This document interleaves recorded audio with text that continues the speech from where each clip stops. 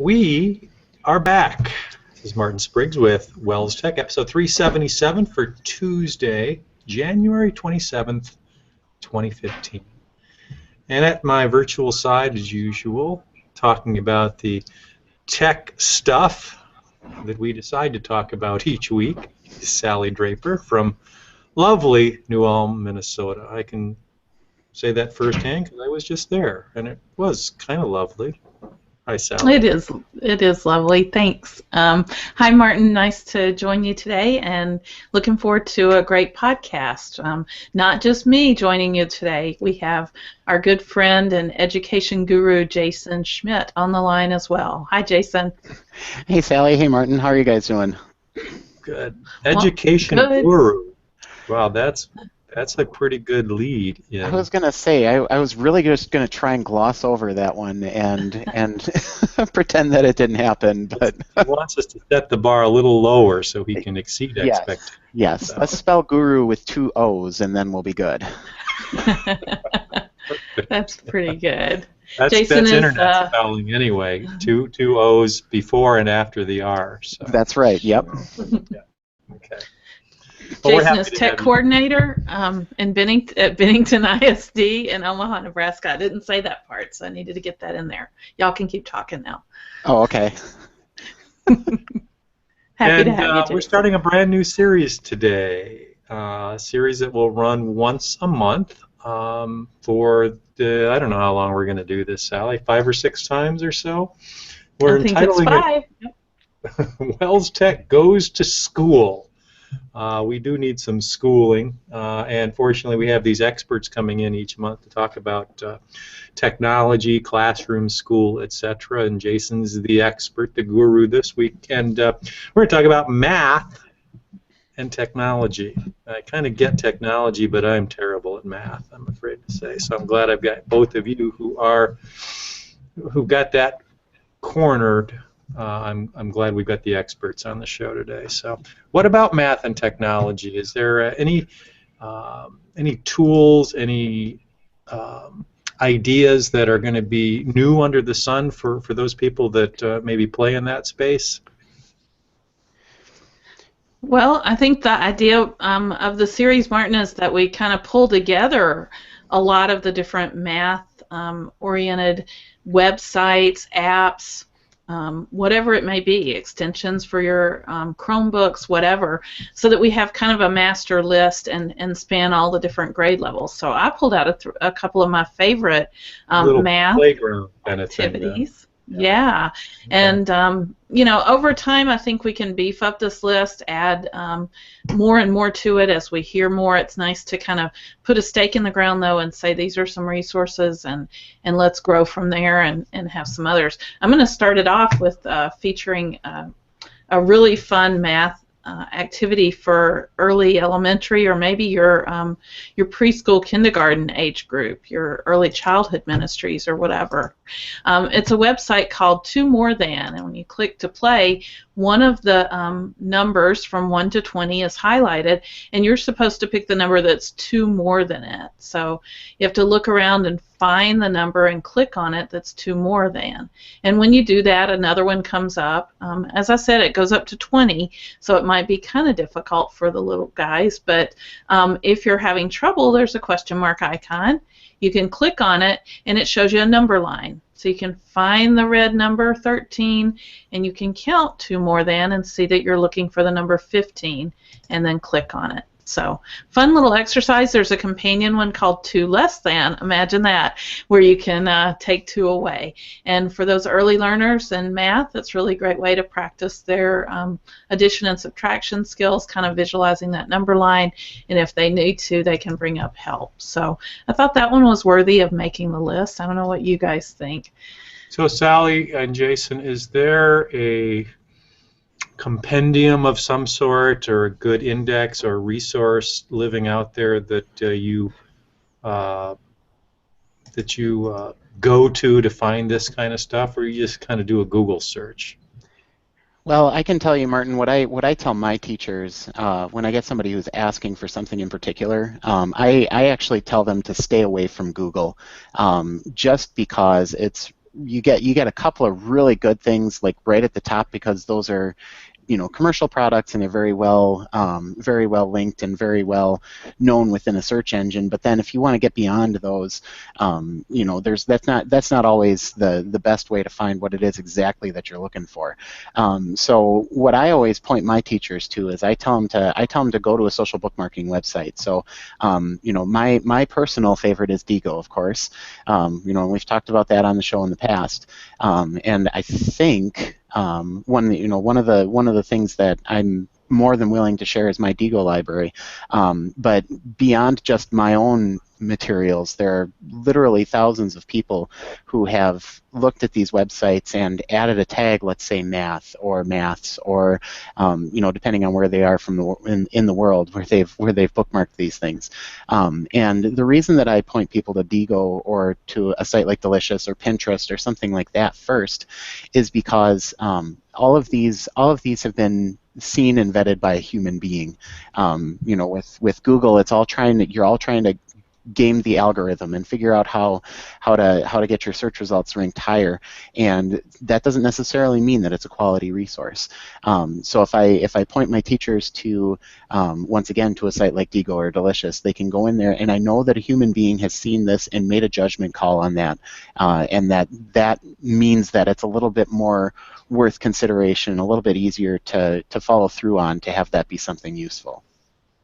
Yeah, rather than just a raw index, you've maybe got somebody who's curated a list, or maybe written a little bit of a review saying, hey, it's good in middle school, but once you get below third grade or whatever, it's not a great resource, or not as good as maybe you might think it would be. It doesn't work for this reason, or doesn't work on this platform, or those kinds of things are maybe things that you have to stumble on and discover yourself, which is kind of a waste of time if somebody else has done it for you. Yep. One of the goals of this 5-month series, Martin, is for us to kind of curate a list ourselves and publish that on the WELSTech site. So over time, we'll add things that we know, at least amongst us, work well in the classroom and have some traction behind them. So we have a math list started and a technology list started, and I expect these to grow over time, as we learn more and more resources that are available. Great. What's up next? Well, a couple of other math ones that I thought merited a look or a feature on the show today. One is a website called Free Rice, and I know it's been a long time since we talked about Free Rice, but it's a website that as you work through the problems, they're donating on your behalf an amount of rice to people in need and wherever that need is. It's, I think, associated with the United Nations and fighting world hunger and that kind of thing. But what's neat about Free Rice, it comes up typically on vocabulary words, but there are other subjects available there. And it also, learns kind of the limits that you have on your skills. I'm demonstrating multiplication practice on Free Rice, and if you get to a point where you start missing a lot of them, then it'll kind of back off and give you ones at the same level or whatever.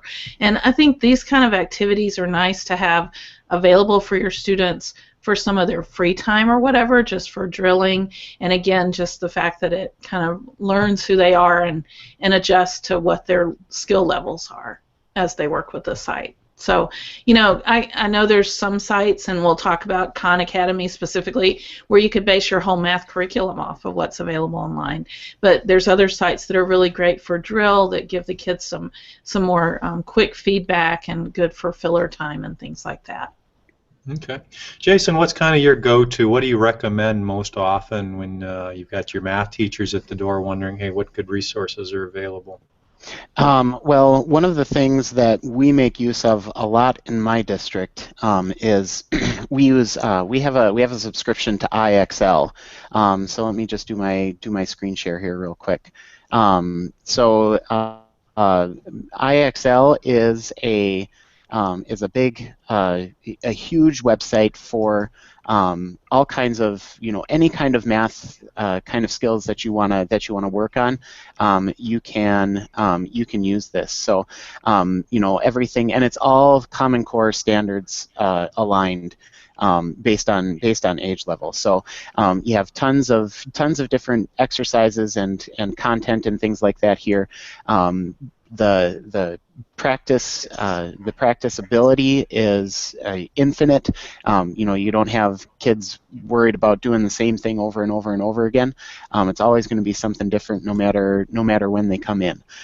There is a cost to that. And it's not real expensive.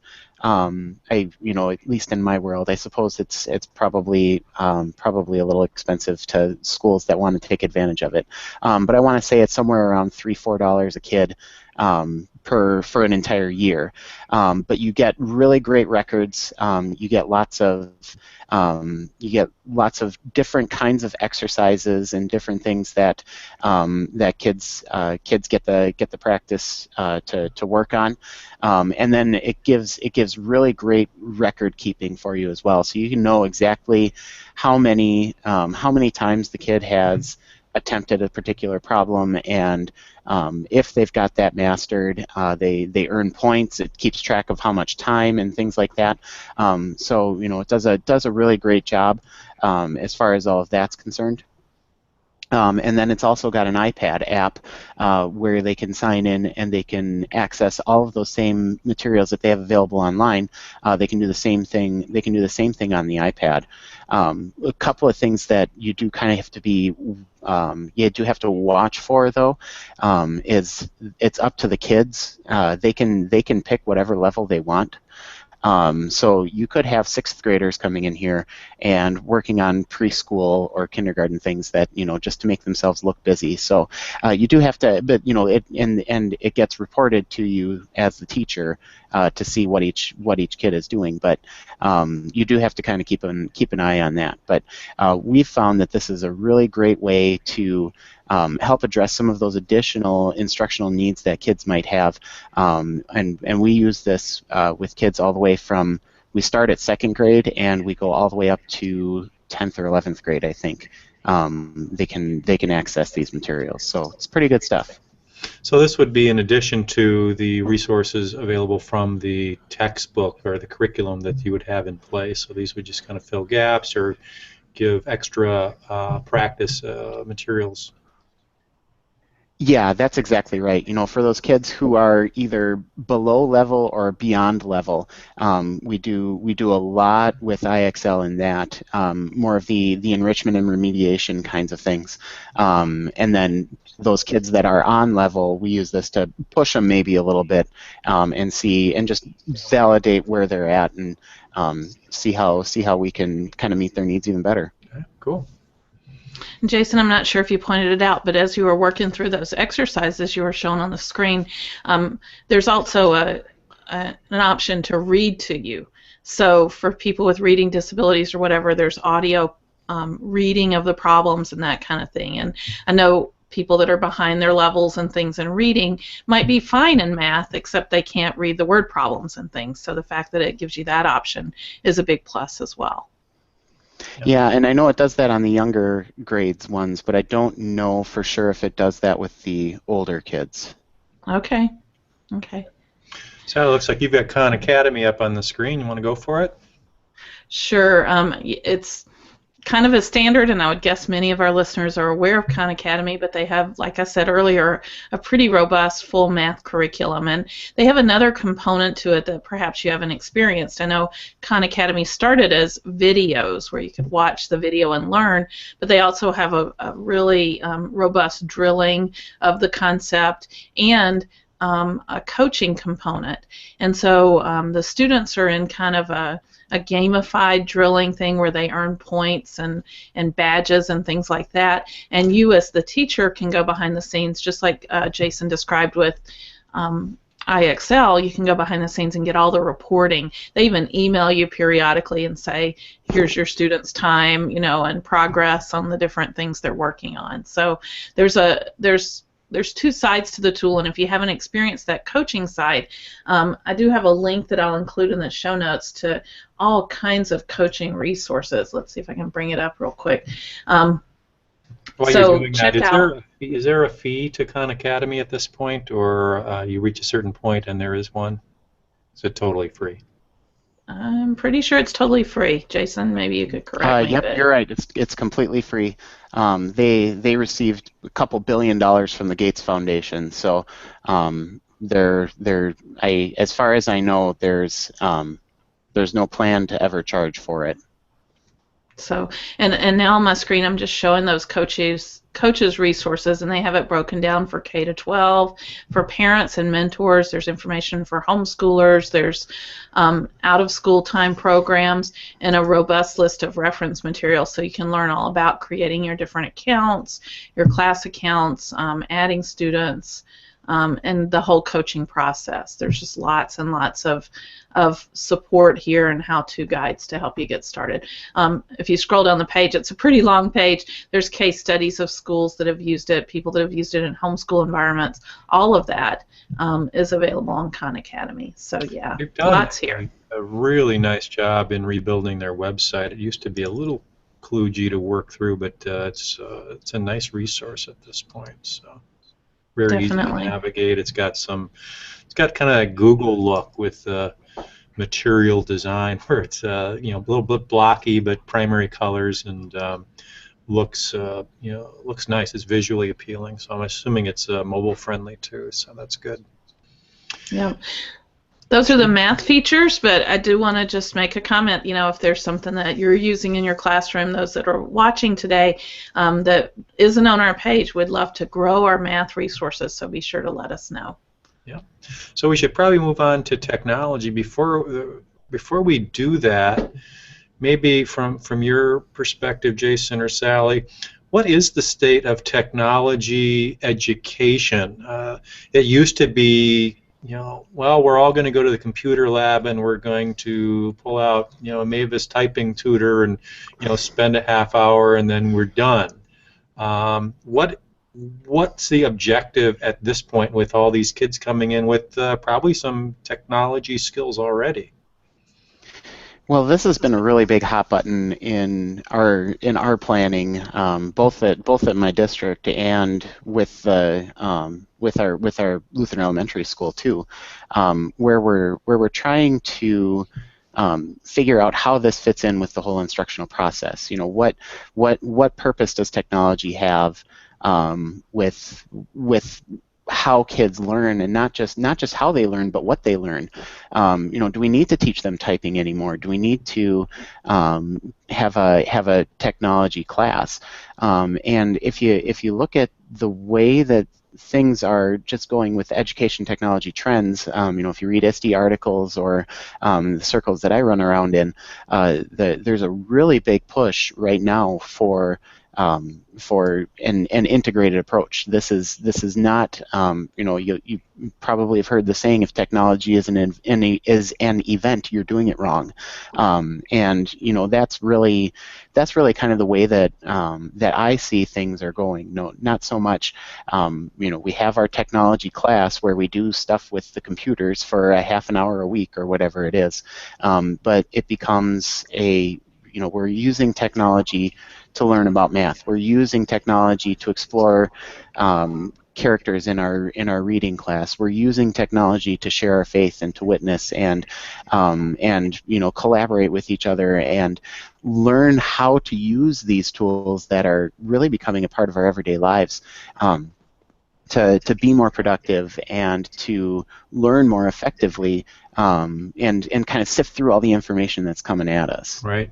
So maybe here the focus is not so much on some of the tools, because we talk about that each and every week, but maybe some of the more the engineering or the programming side of technology, the STEM stuff, I guess probably is the best way to put it, where we've got kids that might be interested in leveraging technology for all the things that you mentioned, but maybe a career in it. Does that kind of accurately reflect what we're maybe what we're focused on? Well, I can tell you, as I was looking through some of my resources and things that I was thinking about, I was coming from the perspective of making technology do stuff. Right. So with the coding aspect of things and using the computer to make something that nobody else has done yet. Right. Is kind of the perspective that I took. Yep. If then that kinds of things, integration, web services. Yeah. Mm-hmm. Right. Okay. I've even heard the idea that maybe at least at the high school level, the coding would be considered a math credit or whatever, so that it's more of a course on coding that's getting credit now. So I think that's where we focused on in our show today. Our resources for technology are around the coding space, basically. I bet you're going to talk about Scratch. Gotta scratch my itch. Yeah. Yeah, Jason even shared something new about Scratch, that there's a Scratch Junior. So for tablets and for the youngsters, it looks like starting at a very early elementary age, they can do Scratch on a tablet. And it looks like there's an Android and an iOS version of Scratch Junior. When they're ready to move up from that, they can get Scratch for free. It was developed at Massachusetts Institute of Technology, available online at scratch.mit.edu. And it's kind of like Lego block programming, where they snap the different program components together. They can publish them on the Scratch website. I was playing around with some of these today and making Oreos and bouncing balls. They're, able to bring in their own graphic designs, or they have plenty that they can work with right there on the Scratch website, and learn all about variables and random and loops and all kinds of things that you can do with the Scratch engine. So a great way to introduce people to programming. Yeah, and I gotta brag on one of the kids that I've been working with this school year. We have one of our schools is doing a Genius Hour kind of a project this year, where they've got sixth graders, and they're just they have basically an hour and a half on Friday afternoons to kind of explore whatever it is that they want. And we have an expo coming up in the spring, but there's one kid who's like, I really like Scratch. I like to work on that. And he organized a team, and he's the project leader. He's putting together wireframes and all of this stuff, and he and a few of his buddies are building a game in Scratch. So it'll be really cool. It's not just it's a much more powerful platform than you might initially think of. There's a whole lot that you can do on Scratch, and it's just really neat to see what kids come up with when they're working with this. This is an area that I think is a little bit different than some other areas. For instance, history or even math, for that matter. You're trying to master a subject to obviously expand your knowledge base, but at the end of the day, you're assessed with some kind of test that you've now captured or mastered that. With things like this, you're building something, and you have the joy of seeing something work right before your very eyes. I know when I do programming, it's and something's really sticky or hard, when I finally get it to work, then I can go to bed, because I've accomplished something, and I feel good about that. And that's just one down, and then there's a next challenge and a next challenge, and that's good. That's a good life skill as well. So there is a reward for hard work and dedication, and these kinds of things, Scratch or these other tools, are kind of like that. You can see it form and work, and then boy, that's a great feeling. Great motivation. Definitely. And I think Scratch is maybe one of the pioneers in this space, where there's been a lot of recent development around coding and recent emphasis. And one of the big recent pushes is from code.org, where they have their hour of code each year, and they really promote. They have a whole curriculum. If you're a teacher, if you're a homeschooler or a parent and want to work with some different coding skills or whatever, check out code.org, because you can easily get started. It's free. There's lots of different levels. You can start with the little bitty guys and doing, I think I mentioned it before on the podcast, where they have the Frozen girls, and you teach them to ice skate and make snowflake patterns on the screen or whatever. And you do that, again, with those kind of Lego blocks of code that you build, and maybe reading skills aren't even necessary for some of the early stuff. They have Angry Bird tutorials, tutorials that teach Java. It goes on and on. So lots of things for all different age levels, and fun stuff. Yeah, and the really great thing about code.org is you have additional activities that are kind of offline.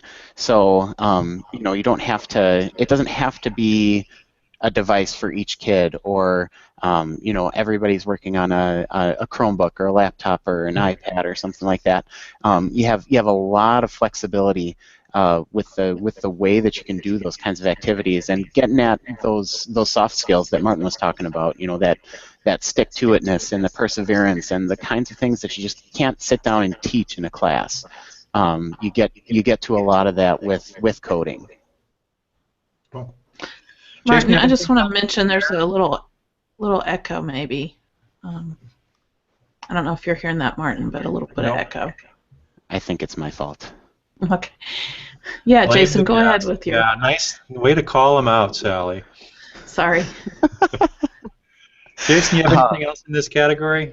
Yeah, I do. This is such a fun category. There's so many things that you can do with something like this, but I would be remiss if I didn't bring up Minecraft. So I want to put in a plug. Predictable on this show. Well, you stick with what you know. That's right. Play to your strengths, Jason. That's right. Yep, that's exactly it. And mine just happens to be Minecraft and Sunshine, right? So my one suggestion that I have is called Computercraft EDU. It's an extension. It's a Minecraft extension, or a mod for Minecraft, where you can add little computers into your Minecraft world. So you get these little robots, and you give them commands, and then they go and they carry those out from it could be building a house, it could be digging and finding resources for you. Lots of things that these little automatons can do for you if you put them together. So a great way to introduce kids to programming, especially if they're into Minecraft.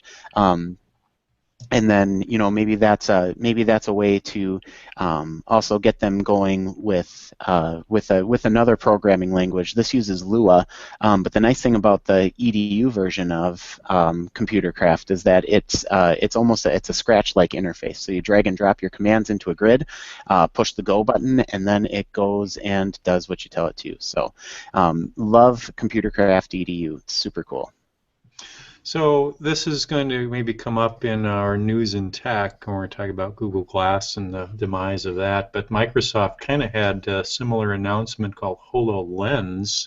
Mm-hmm. And when they actually demonstrated it, I believe one of the applications was to be in a Minecraft virtual reality. I don't know if you saw that. I haven't had a chance to look at it yet, but it sounds, from the descriptions that I've seen, it sounds really cool. So I got to check that out. Yeah, it's amazing. The people that were at the news conference got to try it, and they were just blown away by how real it is and how virtually there you are, even in a make-believe world like Minecraft. So interesting future ahead. Anything else in our technology segment here for WELSTech Goes to School?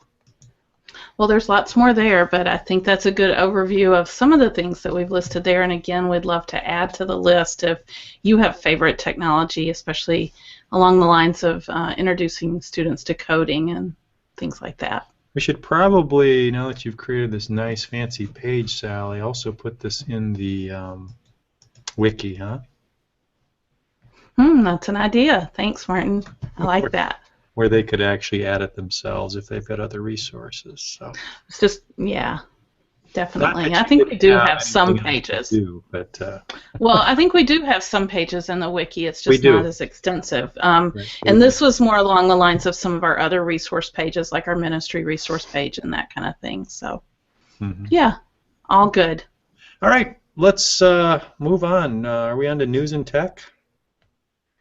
We are, and yeah, you kind of tipped your hat a little bit on that, Martin, but Jason just brought up to me, I didn't realize that Google Glass has gone away. You can't buy it anymore.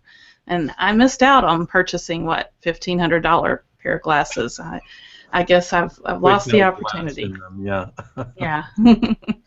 So apparently maybe Google's going to gonna revive it. I don't know if what the future is exactly for Google Glass. I haven't read up on it necessarily, but it seems like there's a lot of talk in this space, like you said, the Oculus Rift and a lot of different things that maybe are doing virtual reality and interacting using your vision. So. Yep, and you're going to have something, I think, in our picks on that, aren't you? Coming up very soon. There's a little tease for that. Speaking of picks, we should maybe do that. Jason, got a pick for us today? Yes, I have. My pick, let me see if I can just pull this up here real quick. My pick is called it's a 3D scanner. It's by a company called Structure. So let me just pull that up real quick here. Web address is structure.io. Structure.io. That's correct. So I've got the page here. I just got to do my screen share. So you're doing this on a Chromebook, by the way, yes? I am, yeah. I got a nice shiny new Toshiba Chromebook 2, and I absolutely love it. It's my favorite Chromebook I've ever used. So, fanless and full HD screen, and it's just beautiful. So is that right? An HD screen, wow. Yeah, 1920 by 1280 or whatever it is. So It's a little tough looking at docs sometimes, but that's beside the point. I get 2 picks this week, I guess. No, but this Structure it's based off of the Kinect hardware. So it's a little camera that uses lasers to determine depth, and then puts all of that into an app. You can attach it to an iPad, or you also can get a hardware kit so that you can plug it into a computer. So if you get that launch bundle, it's a little pricey. It's $500 for the whole thing, but you get the software and you get the camera and the cable and the adapter, all of that kind of stuff. And then they want you to hack it. So they give you low-level access. You can build apps around it using the technology. You can there's just so many different cool things that you can do with this. The reason I bring it up and the reason that I endorse it, I saw it in action at a conference last week, and the guy took it and scanned a person. It took like a minute where he scanned this person, and then he took that file, imported it to a computer, put it into a 3D printer, and then an hour and a half later we had a little miniature model of this guy that came out of the 3D printer. So he said that what he does is he goes to comic book conventions and he'll set up a booth, and then these people come by in their costumes and he'll scan them and print out their own little action figure of themselves for $25. So there are commercial opportunities for something like this as well. How accurate was it? It was amazingly accurate. The 3D model itself, like if you looked at it on the computer, you could tell facial features. The guy who did this is an artist. He's a sculptor, and he said this is by far the best thing that he's seen as far as how these things work and how they're put together. The quality of it is very good. And then the other thing that it does with the app is it also takes a picture. So not only do I scan the person, but I have a 3D model of them in full color with their facial features and everything like that. So it's really cool. So is this is it in the future for the Bennington School District to have on hand there? I'm working on writing a grant for it this week. Very nice. Very nice. I think to go to school there, huh? All right, Sally. My turn, and I'm going to share my screen. Virtual world. So what do you got? I have Google Cardboard. I learned about this about 2 weeks ago, and unlike Google Glass, that's $1,500, I was able to buy the cardboard for $25.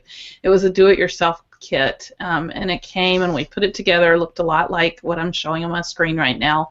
And what it does is allow you to put your smartphone, Android and iOS work with it, into this cardboard contraption that has some lenses, and basically you get a virtual reality experience. And you talk about immersive, Jason, and seeing it. I've used it and I'm all over the place, and it's just really amazing. It totally blocks out everything, and you're in this world. And let's see, we went to Paris and went into the palace and saw the king's bedroom and look up, look down, all this kind of stuff. We went to Chicago and went through the city, and it was not like satellite imagery or anything. It was like a cartoony look graphics. But we saw the Sears Tower, or the Willis Building, or whatever it's called now. We saw the Bean in Chicago, all that kind of stuff. If you're looking at my screen, you can watch videos that have this side-by-side rendering, and there's some of those on YouTube. If you just search for virtual reality on YouTube, you can find these videos and watch 3D videos. Now, they aren't, you know, the full panorama. They're just like going to the movie and seeing a 3D video, but you can watch them on your smartphone and get that full effect. And there's other apps and things and more being developed. I think there's more on the Android side than there is on the iOS side currently, but it looks like it's kind of a wide open field for people to develop there. And I don't know, I felt like, you know, beam me up, Scotty, kind of. It was like the holodeck experience or something, but it is super cool, and it's amazing the price, and I just think there's going to be more virtual reality coming soon. So this was from Google, right? This was from Google themselves. They sponsored the concept, but actually you have to buy the product from other vendors. So I bought mine from a company called Dodo Case, and it's a do-it-yourself. I have a picture of it. I didn't get it ready for the show, but you know, you get all the components. You get cardboard. You get lenses. There's some magnetism involved, and actually, there's a way to have a kind of a button or something on the side of the device that'll allow you to like click on things that you're looking at with your eyes, so you can select things from a menu or whatever. And the ones pictured here have like a little circle thing, and that's the button. The case that I got actually has kind of a tongue depressor, and you push down on that and somehow that clicks on your screen. It's not that it's touching the screen, but there's magnetism involved or something. I don't know. That's anyway, awesome. It's pretty amazing. That's all I can say. It looks like a piece of cardboard, but I'm digging the virtual reality. It's I cool think stuff. there's certainly classroom application there too. You know, take kids on these virtual journeys where they'd never, you know, in their lives be able to experience. Right. So does this work for iPhones as well, or is it just Android? It does. I've used it with my iPhone. There's not as many apps. Google has an app called Google Spheres, and you can use that to do these full 360 panoramas. And on an Android device, then you can look at your spheres in this way and be able to experience the full 360. So the guy that I heard it demonstrated said, imagine taking your class to the zoo on a field trip, taking some of these Google Sphere photography, and then reliving the field trip in virtual reality. Or for the kids that didn't get to go along, they can experience it or whatever. So I think there's definitely some education ties, and the price is right to make use of it. You just need some smartphones to be able to view it. So Cool. It's really funny to watch somebody using it, because they're just like all over the place, you know, just, you know, turning the full 360 and looking all different directions. We don't have a video of you doing this, do we? No, I started to take some video of someone else doing it, not me, but I thought that would be kind of cruel, but So it's very immersive.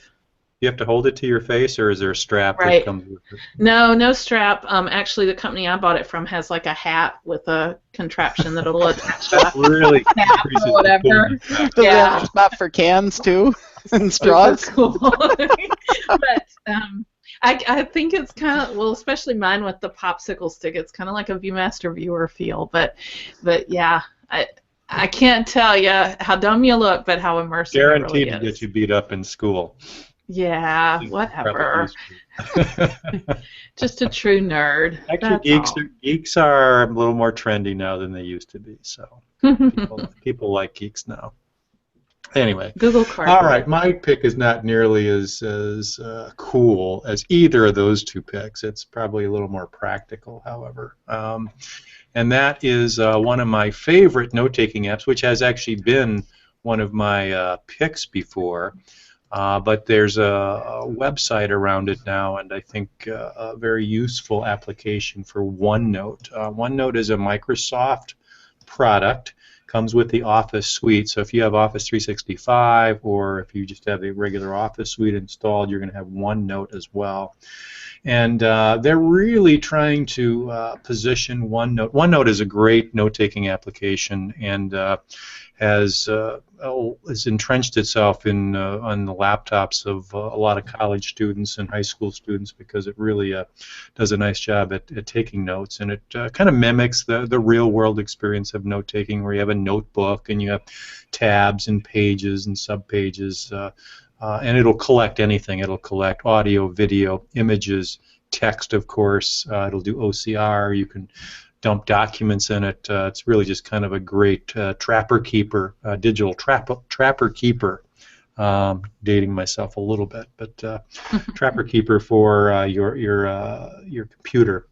But basically, they've created a nice website called OneNoteForTeachers.com, and a bunch of videos here. It talks about how to, the uses for a teacher, and it's really kind of custom made for a teacher in a classroom environment, because it's all about collecting content. So there's organizational tips, there's tips about delivering curriculum with OneNote. You can collaborate in the classroom, kind of like a Google Docs experience, except it's a little bit more structured. I think it's actually a little more elegant. You can create interactive lessons with it. Just a good productivity tool in general for a teacher trying to keep track of all the stuff and resources they're putting together to try and kind of keep things straight. So you could have a notebook for each class you teach, and a tab for each subject or each lesson, and then collect different pages for that lesson, and then you've got them, and you can share them online as well. So, and Microsoft has a great deal for educators and students, where Office 365 can be a free tool, similar to the way Google does it, and just some really solid tools. So that is my pick. I'm a big OneNote fan. I use it for everything. If you're looking for something that would do that for you, a lot of people are using Evernote, those kinds of things. I've really decided OneNote is the best tool on the market for that kind of stuff. So, OneNoteForTeachers.com if you're interested. Excellent. All right. I'm not a OneNote user, so I can learn something there, I'm sure. Oh, it's an awesome tool. Let's move on to Wells Insider. Yep, and I have on the screen the Wells annual report in a very nice, easy to read and view online mode. We also have it available in PDF, so if you want to download a copy, you can do that as well. So we'll have a link in the show notes. You want to check out all that's happened in the past year with Wells' various areas of ministry and support. This is the place to look. Beautiful document and lots to be joyful about the work that our Synod is doing. So check out the annual report online. We'll have a link to that in the show notes. It's also available in the Wells mobile app. If you go to Synod Reports, there's a link to it there. You can watch it or read it on your phone or your tablet. Let's move on to a couple of things. Kind of an exciting Sunday coming up, because that is the day registration opens for the WELSTech conference, which is going to be held this summer in Pewaukee at Country Springs Hotel and Conference Center, just down the road from the CMM here, the Center for Mission and Ministry in Wisconsin. And we have just a tremendous lineup of sessions available, and if you want to get in on early bird pricing, which is $199, you can get online on Sunday. Go to wells.net/WELSTechConf, and there'll be a link there to register for the conference. So get in there, get your picks for your sessions, because we do have limited seating in almost all of them. So if there's a couple that you're really interested in, you'll be able to see all of the sessions there and all who the speakers are. Just a great opportunity to bring together the WELSTech family. And if you're interested in really anything technology, AV related, church management software, prospect management, the list goes on and on about all the stuff that we're going to have there. And in fact, you're watching or listening to 3 of the pre-conference workshop speakers. I'm doing one on inbox zero. So keeping your inbox under control and actually empty. Sally, you're doing something on Final Web, right? Final Web training? I am. A full day of Final Web training, yep. And our good friend Jason, you are doing Google Classroom or Google Apps? Which one is it? We're gonna hit everything, Martin. It's gonna be 8 hours of. You can, if you didn't know Google could do it, you'll come away learning and knowing how. No, not really. It's not going to be nearly that comprehensive because everybody's minds would probably melt, mine included. Yeah.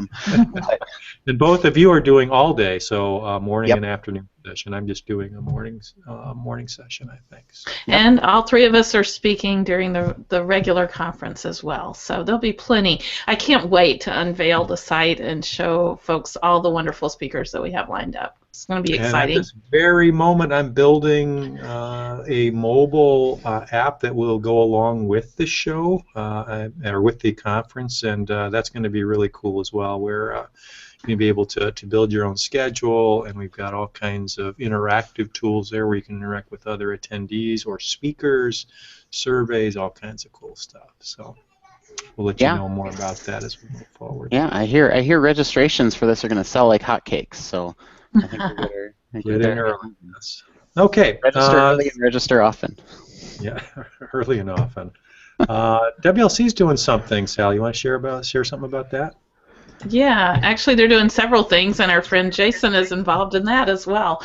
There's several of their Summer Summit activities going on, and I just want to throw a link to that in the show notes. They have a Google for Education Week coming up in June, and Jason will be presenting there.